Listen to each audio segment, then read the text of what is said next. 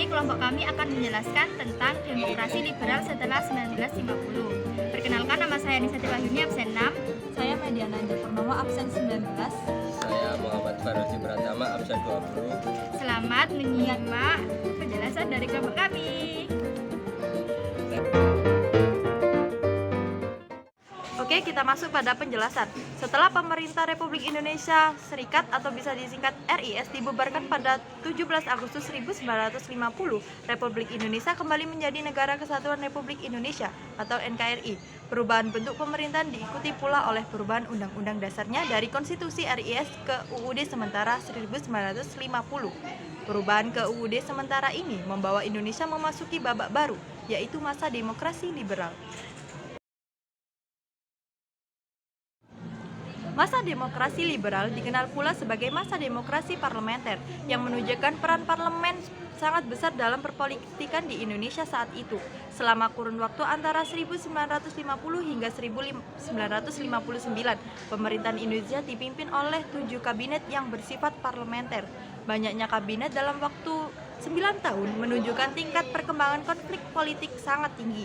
Hal itu berakibat pada jatuh bangunnya kabinet yang bermuara pada ketidakstabilan politik.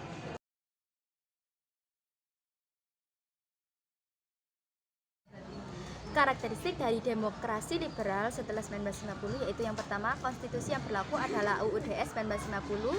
Yang kedua, sistem pemerintahan bersifat parlementer yang mana kepala pemerintahan dipegang seorang perdana menteri. Yang ketiga, partai politik saling berebut pengaruh untuk memegang tampuk kekuasaan. Yang keempat, kepala pemerintahan adalah perdana menteri, presiden hanya simbol kepala negara. Yang kelima, kabinet dipimpin perdana menteri dan bertanggung jawab kepada parlemen.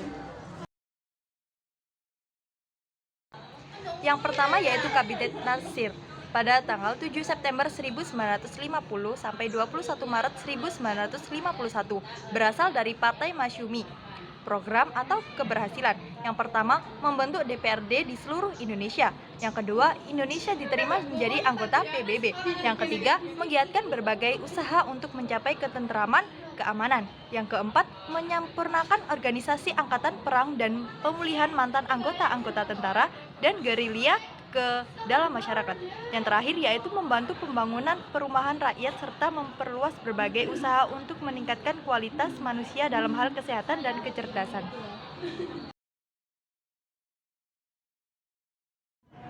Kemudian, kejatuhannya Kabinet Natsir ditentang oleh partai oposisi karena dianggap hanya menguntungkan Partai Masyumi. Mosi Hadikusumo yang menuntut dicabutnya PP nomor 39 tahun 1950 tentang pembentukan Dewan Perwakilan Rakyat Daerah Sementara atau bisa disingkat DPRDS dengan alasan tidak demokratis. Yang kedua yaitu Kabinet Sudirman Suherjo yang diresmikan pada 26 April sampai 3 April 1952, koalisi antara PNI dan Masyumi.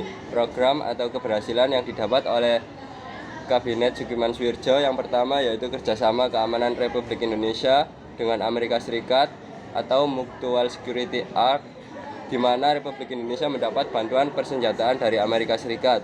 Yang kedua, memberikan jaminan keamanan dan ketentraman negara. Ketiga, berusaha memakmurkan rakyat dan memperbarui hukum agraria sesuai kepentingan petani. Keempat, mempersiapkan undang-undang yang mengatur serikat buruh, perjanjian kerjasama, penetapan UMR, dan penyelesaian pertikaian buruh. Yang terakhir, mempercepat persiapan untuk pelaksanaan pemilihan umum atau pemilu.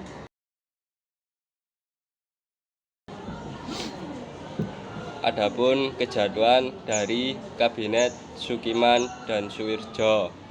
Kabinet ini jatuh karena hubungan pemerintah sipil dengan militer juga kurang baik, korupsi meluas, ketimpangan sosial makin melebar, yaitu para pemimpin hidup mewah, sedang rakyat tetap miskin dan perjuangan pembebasan Irian Barat mengalami kegagalan. Selain itu, ditandatanginya kerjasamaan Mutual Security Act dengan Amerika Serikat dianggap telah melanggar politik luar negeri Indonesia, yaitu bebas aktif.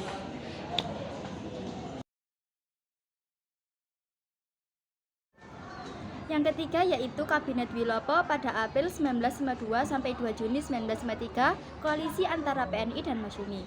Program atau keberhasilan dari Kabinet Wilopo ini yang pertama menyiapkan pelaksanaan pemilihan umum untuk Dewan Konstituante dan Dewan-Dewan daerah.